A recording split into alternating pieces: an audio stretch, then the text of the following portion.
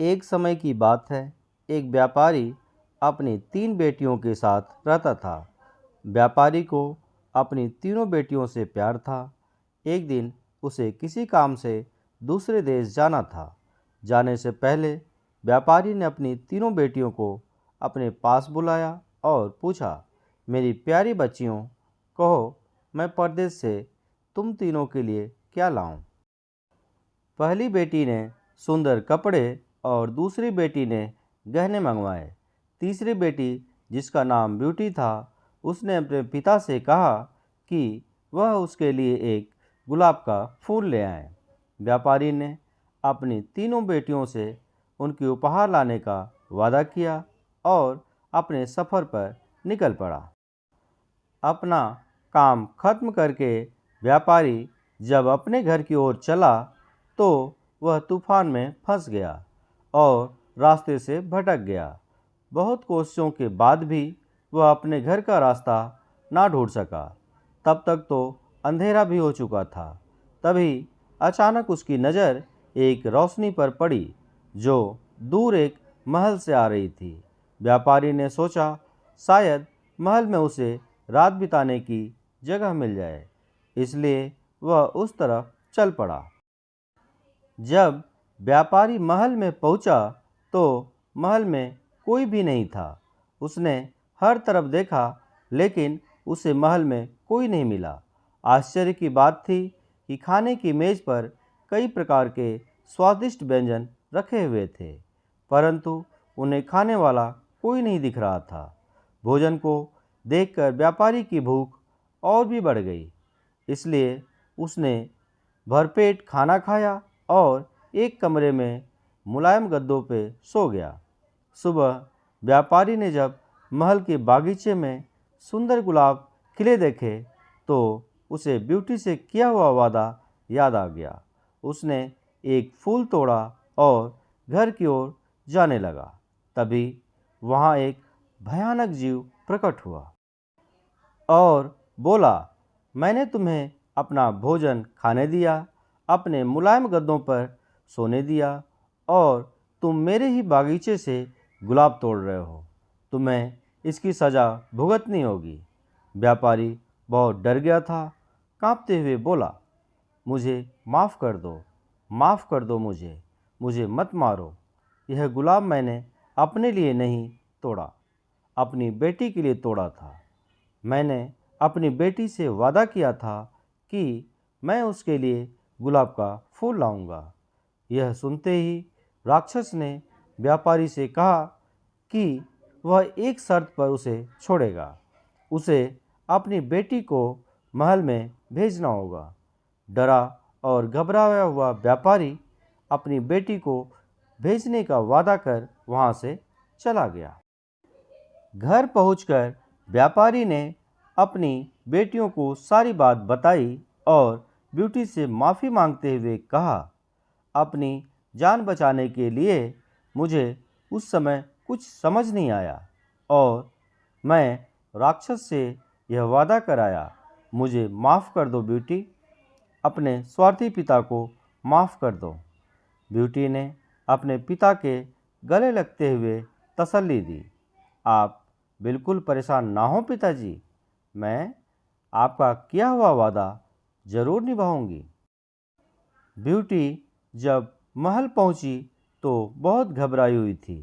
राक्षस का भयानक चेहरा देखकर वह बहुत डर गई, लेकिन राक्षस ने उसका खुले दिल से स्वागत किया। राक्षस ने उसे रहने के लिए अपने महल का सबसे अच्छा कमरा दिया और जब ब्यूटी आग के सामने बैठकर कढ़ाई करती तब राक्षस उसके पास घंटों तक बैठा रहता और उसे निहारता रहता। धीरे धीरे दोनों को एक दूसरे का साथ अच्छा लगने लगा और वे अच्छे दोस्त बन गए। अब वह दोनों सारा सारा दिन एक दूसरे से बातें करते और खुश रहते। राक्षस को ब्यूटी बहुत अच्छी लगती थी और वह उसे शादी करना चाहता था, लेकिन डरता था कि ब्यूटी एक राक्षस से कभी शादी नहीं करना चाहेगी। बड़ी हिम्मत जुटाकर एक दिन उसने ब्यूटी से अपने दिल की बात कहने का फैसला किया। जब वह ब्यूटी के पास पहुंचा तो देखा कि ब्यूटी अपने पिता को याद करके बहुत उदास है।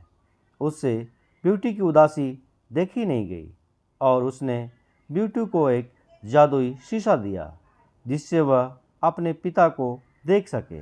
ब्यूटी बहुत खुश हुई, लेकिन जब उसने अपने पिता को देखा तो वह बहुत बीमार थे। यह देखकर ब्यूटी ने राक्षस से अपने पिता से मिलने की इच्छा जताई।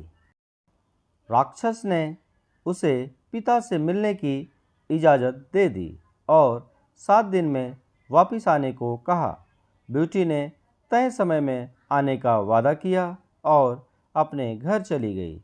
ब्यूटी को सामने देख व्यापारी बहुत खुश हो गया और जैसे जैसे उसे पता चला कि राक्षस देखने में भले ही क्रूर हो, लेकिन वह दिल का बहुत ही नेक और दयालु है, व्यापारी की सेहत और सुधरती गई।